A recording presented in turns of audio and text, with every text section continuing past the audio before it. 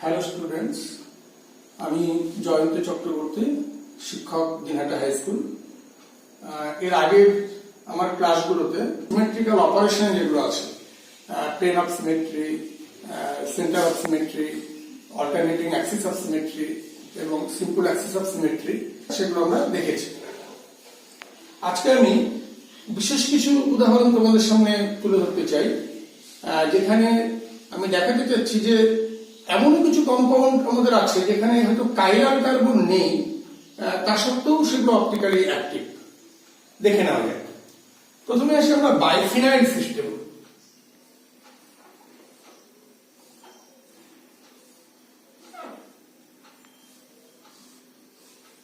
এই যে biphenyl system, আমি এমন একটি উদাহরণ দিচ্ছি যেখানে দুটো বাল্কি অর্থ সাবস্টিটিউয়েন্ট আছে, অর্থাৎ এমন সাবস্টিটিউয়েন্ট থাকতে হবে, এমন প্রতিস্থাপক থাকতে হবে যাতে করে বাল্কি থাকার জন্য এই বাইফিনাইল সিস্টেমের যে কার্বন কার্বন যে সিঙ্গেল বন্ড, এই বন্ডটা যাতে রোটেট করতে পারে। আমি ধরে নিচ্ছি এখানে একটা NO2 গ্রুপ আছে, এখানে COOH গ্রুপ আছে, ঠিক এখানেও এরকম NO2 গ্রুপ আছে, এখানে ধরে নিচ্ছি আমি COOH গ্রুপ আছে, অর্থাৎ এই গ্রুপগুলো যথেষ্ট বড় বড় গ্রুপ।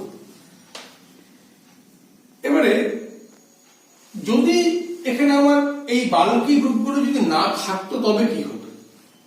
তবে কিন্তু আমরা দেখতাম এই বাইফিনাইল সিস্টেমের এই যে দুটো রিং, ফিনাইল রিং, তারা কিন্তু একই প্লেনে থেকে যেত।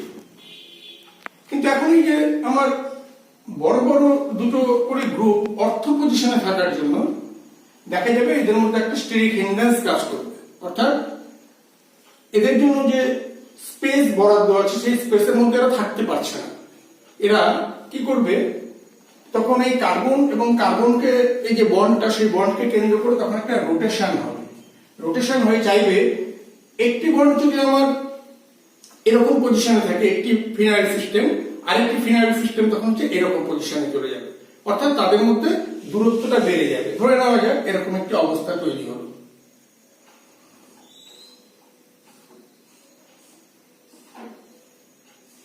আমি এটাকে একই প্লেনেই রাখলাম, এটাকে আমি কিছু ঘোরাচ্ছি না, কিন্তু এই রিংটাকে আমি ঘুরিয়ে দিলাম।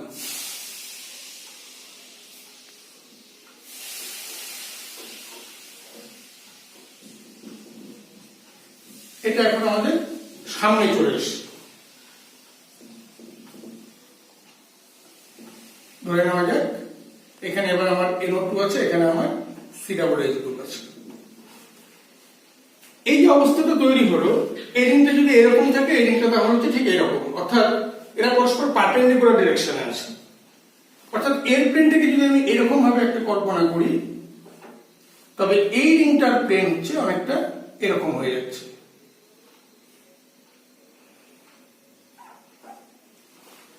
অনেকটা এরকম। এরকম যখন অবস্থায় আসবে, এই COOH গ্রুপটা এখানে আছে, এই NO2 গ্রুপটা এখানে আছে, আর এখানে আছে NO2, এখানে আছে COOH। যদি বাইরে আমার এই দুটো গ্রুপ যদি আমার একই রকমের হতো তবে কি হতো, এবং দুটো গ্রুপ আলাদা, যেহেতু NO2 এবং COOH গ্রুপ আলাদা, তার জন্য কি হচ্ছে আমরা এখানে দেখে নেব। প্রথমত এরকম যখন একটা কন্ডিশনে আসবে রোটেশনের মধ্যে দিয়ে, আমরা এটাকে আমরা কনফর্মেশন বলতে পারি, যে ঘুরছে অনবরত, এই অবস্থায় একটা প্লেন, এই রিংটির যে প্লেন আর এই রিংটির যে প্লেন, তারা কিন্তু পরস্পর পারপেন্ডিকুলার ডিরেকশনে থাকার জন্য একটা প্লেন কিন্তু আরেকটা প্লেন অফ সিমেট্রি হিসেবে কিন্তু কাজ করতে পারে। অর্থাৎ এই প্লেনটি এই প্লেনের প্লেন অফ সিমেট্রি, আবার এই প্লেনটি এর সাথে যে গ্রুপস গুলো আছে বা যে ফিনাইল সিস্টেমটি আছে তার প্লেন অফ সিমেট্রি হতে পারে। এই প্লেনটি, এখানে যে ফিনাইল সিস্টেমটি আছে এর প্লেনটি এর ফিনাইল সিস্টেমের প্লেন অফ সিমেট্রি হিসেবে কাজ করতে পারে, আবার এর প্লেনটি এর প্লেন অফ সিমেট্রি হিসেবে কাজ করতে পারে। কখন করতে পারে? যদি আমার দুটো গ্রুপ একই হতো। কিন্তু এখানে কিন্তু আমি দুটো গ্রুপ আলাদা রেখেছি। এরকম অবস্থায় দেখা যাবে যে মোটেই কিন্তু একটি প্লেন আরেকটি ফিনাইল সিস্টেমের কিন্তু প্লেন অফ সিমেট্রি হিসেবে কাজ করতে পারবে না। এইরকম পরিস্থিতিতে দেখা যাবে যে আমার এই বাইফিনাইল সিস্টেমটি কিন্তু অপটিক্যালি অ্যাক্টিভ হয়ে যাচ্ছে। তাহলে আমরা এমন একটি উদাহরণ পাচ্ছি আমরা এখানে, যখন একটি বাইফিনাইল সিস্টেমে বাল্কি ডিফারেন্ট অর্থ সাবস্টিটিউয়েন্ট আছে, একই সাবস্টিটিউয়েন্ট থাকা চলবে না। সেই সমস্ত তোমাকে যদি কম্পাউন্ডে যদি বলা যায় যে এটা কি অপটিক্যালি অ্যাক্টিভ, তাহলে তোমাকে বলতে হবে হ্যাঁ অপটিক্যালি অ্যাক্টিভ। কিন্তু তুমি যদি এখানে যদি NO2 জায়গায় যদি এখানে COOH থেকে যেত, এটা থাক না আলাদা, তা সত্ত্বেও কিন্তু এটা অপটিক্যালি ইনঅ্যাক্টিভ হয়ে যেত। কেন হয়ে যেত? কারণ তখন এর প্লেন এই ফিনাইল সিস্টেমটির প্লেন অফ সিমেট্রি হিসেবে কাজ করত। ঠিক একই রকম যদি কোনো কারণে যদি এখানে যদি আমার NO2 হয়ে যেত, তবে এর প্লেন অফ সিমেট্রি হিসেবে কাজ করতো। তখন যদি আমার এখানে যদি ডিফারেন্ট গ্রুপ থাকতো, তাহলেও কিন্তু আমরা বলতাম এটা অপটিক্যালি ইনঅ্যাক্টিভ। তার মানে অপটিক্যালি অ্যাক্টিভ হতে গেলে কি হতে হবে? অবশ্যই ফিনাইল সিস্টেমের সঙ্গে যে অর্থ পজিশন গুলো থাকবে তারা হচ্ছে আলাদা আলাদা গ্রুপ থাকতে হবে। আমি এমন একটি উদাহরণ বললাম যেখানে কাইরাল কার্বন না থাকা সত্ত্বেও এটি হচ্ছে অপটিক্যালি অ্যাক্টিভ। এবং এদের ক্ষেত্রে কি হয়? এদের ক্ষেত্রে মূলত আমি যদি এটাকে যদি আমি একটি অপটিক্যালি অ্যাক্টিভ কম্পাউন্ড হিসেবে ধরে নিই, তবে এর যদি আমি একটা মিরর ইমেজ ড্র করি, তাহলে সেটা হয়তো তার এনানসিওমার হয়ে যাবে। অর্থাৎ এরা কত ভাবে থাকতে পারে? একটা হচ্ছে প্লাস আইসোমার থাকতে পারে, একটা মাইনাস আইসোমার থাকতে পারে, আর হচ্ছে প্লাস মাইনাস মিক্সচার অবস্থায় থাকতে পারে। ঠিক একই রকম অ্যালিন সিস্টেম,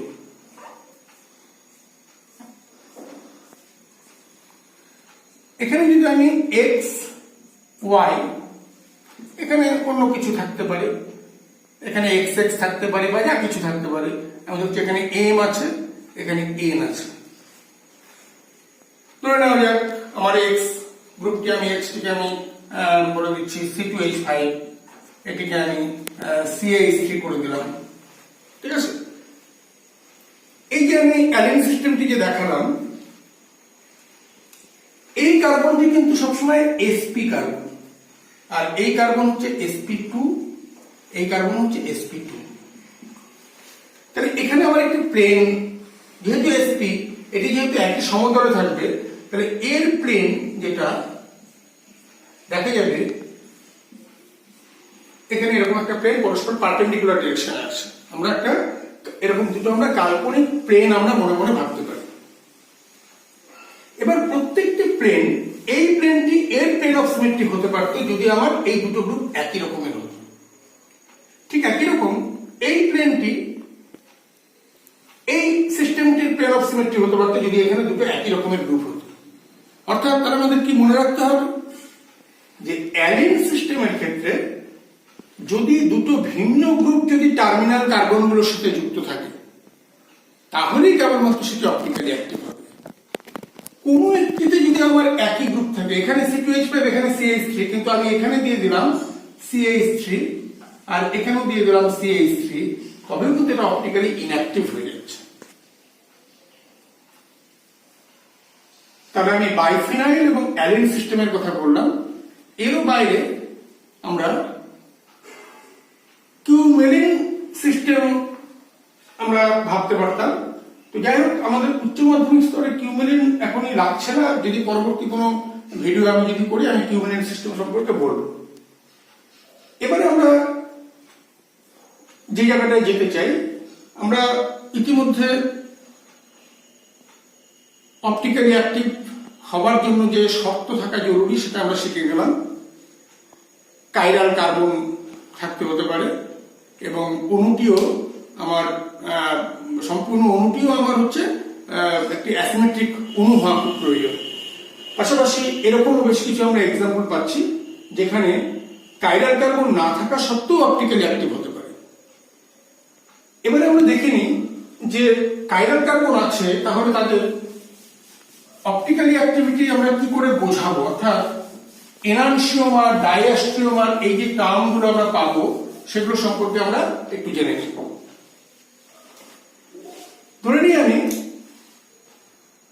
একটা ফিশার প্রজেকশন ফর্মুলায় আমার এটি একটি কাইরাল কার্বন, আমার এখানে একটি OH গ্রুপ আছে, H আছে, আমি COOH নিয়ে নিলাম, এখানে CH3 নিয়ে নিলাম। অর্থাৎ খুব সিম্পল একটি কাইরাল কার্বন যুক্ত একটি অর্গানিক মলিকুল আমি ল্যাকটিক অ্যাসিডের কথা ভাবছি, অন্য যে কোনো কিছু নিয়ে কাজ করা যেতে পারে, কোনো অসুবিধা নেই।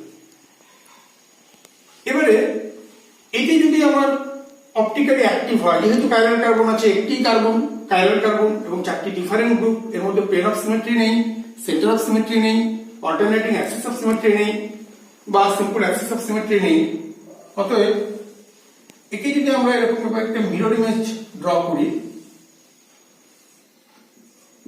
OH H COOH CH3, এটি যদি আমার ল্যাকটিক অ্যাসিডের একটি কনফিগারেশন হয়, অবশ্যই এটি তার অপোজিট কনফিগারেশন আমরা জানি, এবং এই কনফিগারেশনটি পরীক্ষামূলকভাবে প্লেন অফ সিমেট্রির প্লেনকে, অর্থাৎ সমাবর্তিত তল ও সমাবর্তন তলকে যতটা বাঁদিকে বা ডান দিকে রোটেশন করাবে, ঠিক এটা ঠিক তার বিপরীত দিকে রোটেশন করবে, ঠিক ততটাই রোটেশন করাবে। অর্থাৎ এটা যদি আমার ধরে নিই আমি এটা প্লাস ল্যাকটিক অ্যাসিড, তাহলে এটা অবশ্যই হবে মাইনাস ল্যাকটিক অ্যাসিড। কেন হলো এমন? তার কারণ হচ্ছে যে এই যে দুটো কনফিগারেশনের কথা বললাম, যারা প্রত্যেকে অপটিক্যালি অ্যাক্টিভ, কিন্তু তাদের মধ্যে সম্পর্ক কি? সম্পর্ক হচ্ছে তারা পরস্পরের দর্পণ প্রতিবিম্ব। এই ধরনের দুটো কনফিগারেশনকে আমরা বলি পরস্পরের এনানসিওমার। তাহলে অপটিক্যাল অ্যাক্টিভিটি করতে গিয়ে আমাদের প্রথম একটি কনফিগারেশনের সম্পর্কিত যে অপটিক্যাল অ্যাক্টিভিটি, তার মধ্যে এই টার্মটি আসে যে এনানসিওমার কি আমাকে জানতে হবে। তাহলে এনানসিওমার কি? Two optically active configurations having mirror image relation between them. এমন দুটো কনফিগারেশন যারা উভয় অপটিক্যালি অ্যাক্টিভ, আলোক সক্রিয়, এবং তাদের মধ্যে সম্পর্ক কি না, তারা পরস্পরের দর্পণ প্রতিবিম্ব।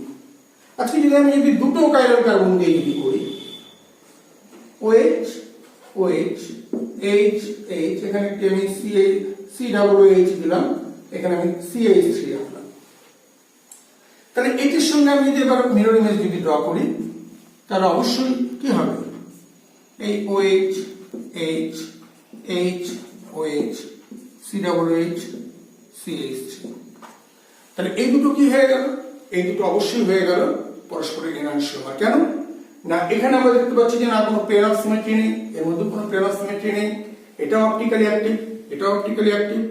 অতএব এই কনফিগারেশনটি যতটা প্লেন পোলারাইজড লাইটকে যতটা ডান দিকে বা বাম দিকে রোটেশন করাবে, ঠিক এটা ঠিক তার বিপরীত দিকে ঠিক ততটাই রোটেশন করাবে। এদেরকে আমরা তাহলে পরস্পর কি বলতে পারি? পরস্পরের আমরা এনানসিওমার বলতে পারি।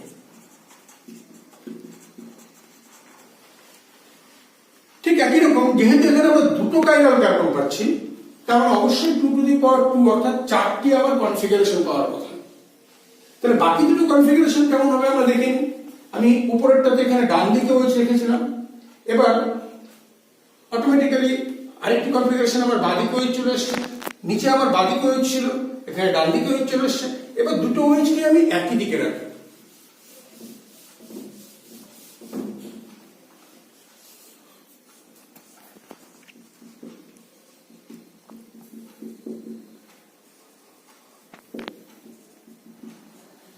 তাহলে এর মিরর ইমেজ তাহলে কি হবে?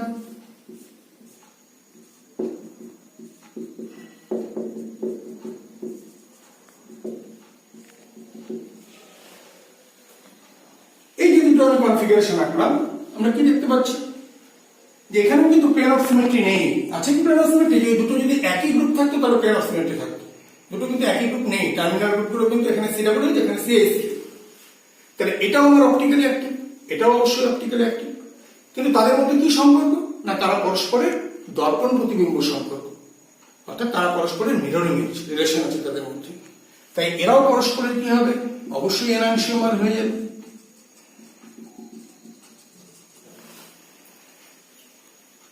এবারে দ্বিতীয় যে কথাটি আমি বলতে চাই, তোমরা একই রকম ভাবে এই যে বাইফিনাইল সিস্টেম যেটা আমি দেখালাম, ঠিক তোমরা মিরর ইমেজ ড্র করে যেটা পেয়ে যাবে, তোমরা এবার বলতে পারো যে তারা পরস্পরের এনানসিওমার। তোমরা একটি অপটিক্যালি একটা ভ্যালিড সিস্টেম আনো, তার মিরর ইমেজ ড্র করো, তাহলে তোমরা পেয়ে যাবে এনানসিওমার। এবারে ধরে নেওয়া যাক এটা হচ্ছে আমার 1 কনফিগারেশন, এটা আমার 2 কনফিগারেশন, এটা 3 কনফিগারেশন, এটা নাম্বার 4 কনফিগারেশন। 1 এর সঙ্গে 2 এর মিরর ইমেজ রিলেশন, 3 এর সঙ্গে 4 এর মিরর ইমেজ রিলেশন।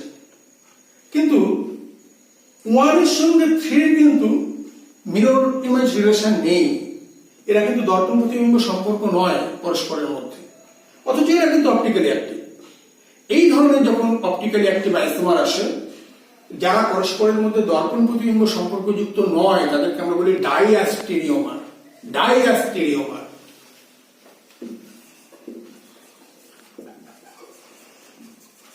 ডাইঅ্যাস্টেরিওমার তার মানে আমরা কি পেলাম? এনানসিওমার একটা বিষয় পেলাম, ডাইঅ্যাস্টেরিওমার পেলাম। Enantiomer, 2 optically active isomers having mirror image relation between them. Diastereomer কি? 2 optically active isomers have not mirror image relation between them. অর্থাৎ একের সঙ্গে 3, 1 আর 3 কে যদি আমাদের একসাথে বলতে হয় তাহলে এদেরকে আমাদের ডায়াস্টেরিওমার বলতে হবে। 1 আর 4 কে যদি নিতে হয় তাহলে আমাদের পরস্পরের ডায়াস্টেরিওমার বলতে হবে। 3 আর 2 কে আমাকে পরস্পরের ডায়াস্টেরিওমার বলতে হবে। 2 আর 4 পরস্পরের আমাকে ডায়াস্টেরিওমার বলতে হবে।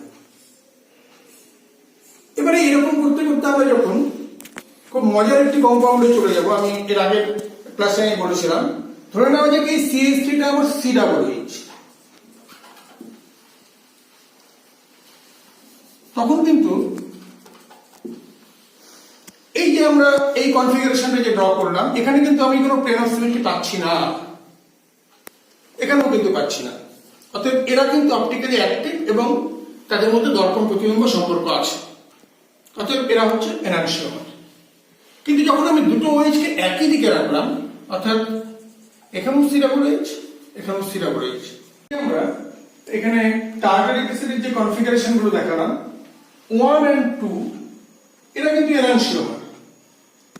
কিন্তু যখন আমি 3 এবং 4 এ যাচ্ছি, তখন আমি কি দেখতে পাচ্ছি যে 3 তে গিয়ে কিন্তু একটা প্লেন অফ সিমেট্রি কাজ করছে, একটা প্লেন অফ সিমেট্রি।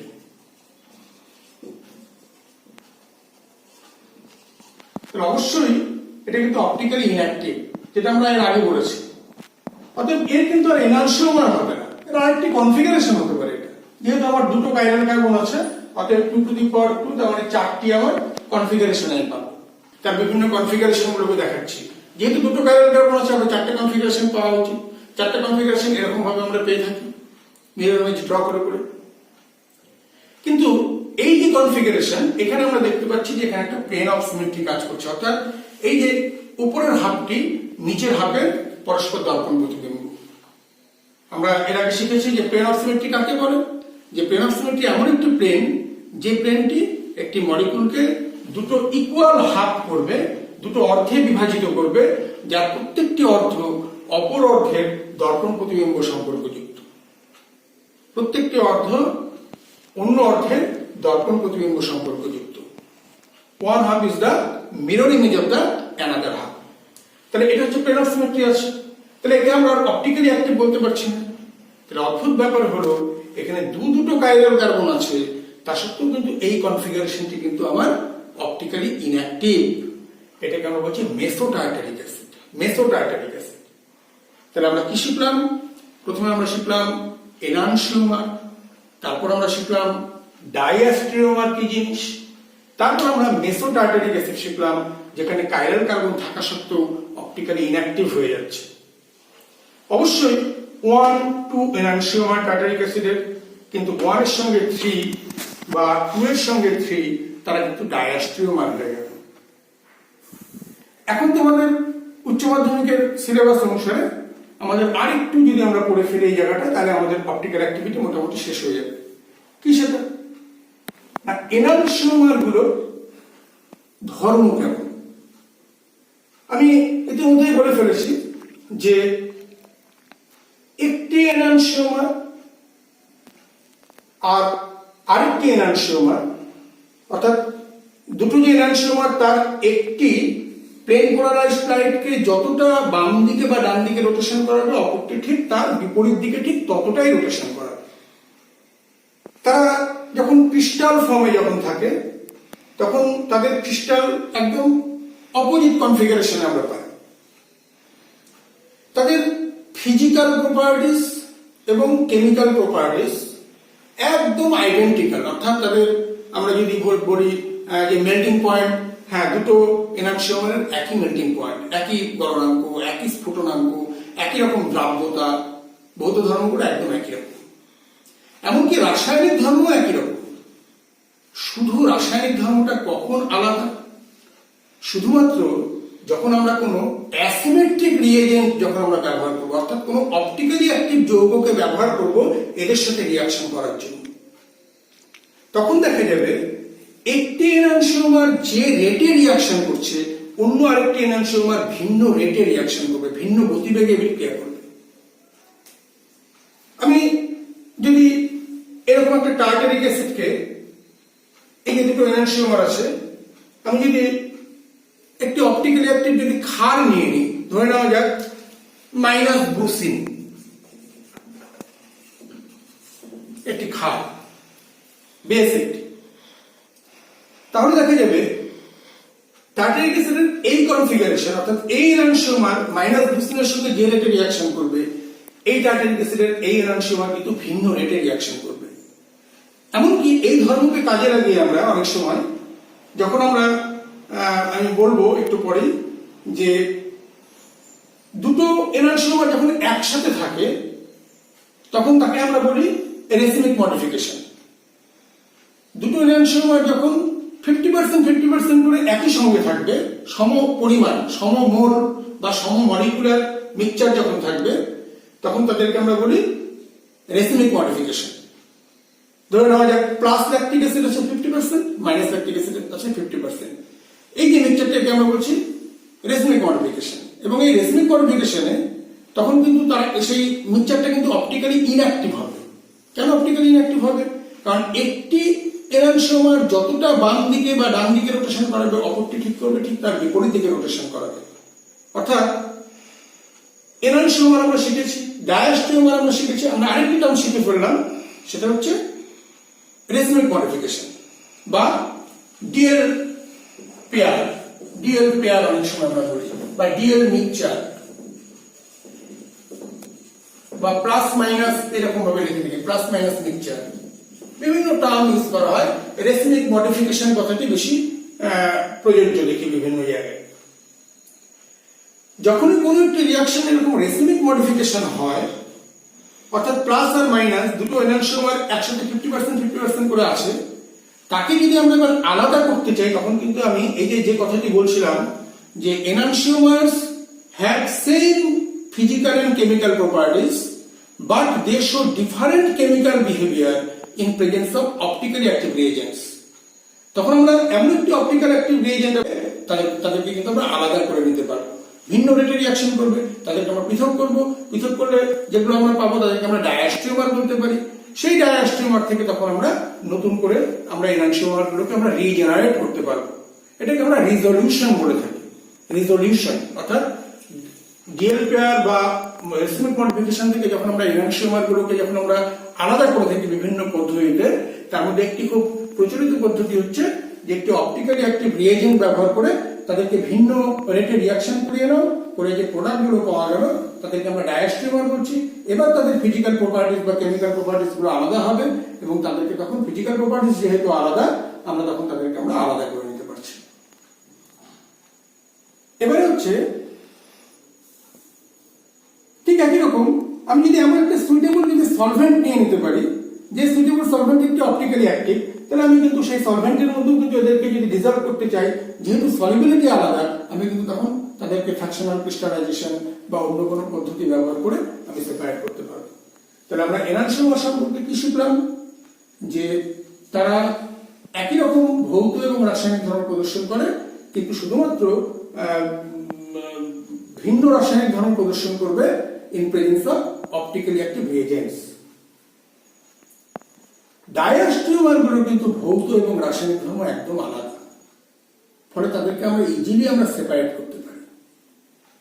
ডায়াস্টেরিওমারগুলোর ভৌত এবং রাসায়নিক ধর্ম আলাদা, তাদের অপটিক্যাল অ্যাক্টিভিটির মধ্যে কোনো সম্পর্ক আমরা তৈরি করতে পারবো না। একটা এই কনফিগারেশনটি আমার প্লেন পোলারাইজড লাইটকে যতটা ডান দিকে বা বাঁ দিকে রোটেশন করাবে, এটি কতটা করাবে এটির সেই মান দেখে কিন্তু আমি বলতে পারবো না। কিন্তু আমি যদি দেখি এটা আমার প্লেন পোলারাইজড লাইটকে আমার ডান দিকে ধরে নেওয়া যাক যে 45 ডিগ্রি রোটেশন করিয়েছে, তাহলে আমি বলতে পারি এটা হচ্ছে ঠিক বাঁ দিকে ঠিক 45 ডিগ্রি রোটেশন করাবে।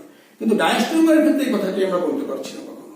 ডায়াস্টেরিওমারের ক্ষেত্রে আমরা অপটিক্যাল অ্যাক্টিভিটির এরকম কোনো রিলেশন আমরা পাই না, মানের রিলেশন পাই না প্রথমত, আর দ্বিতীয়ত হচ্ছে এদের ভৌত এবং রাসায়নিক ধর্মগুলো আলাদা।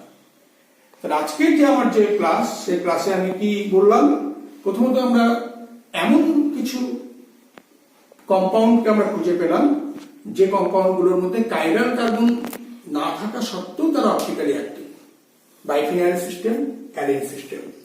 নেক্সট আমরা করলাম যে এনানসিওমার কি, ডায়াস্টেরিওমার কি, এবং অবশ্যই রেসমিক মডিফিকেশন কি।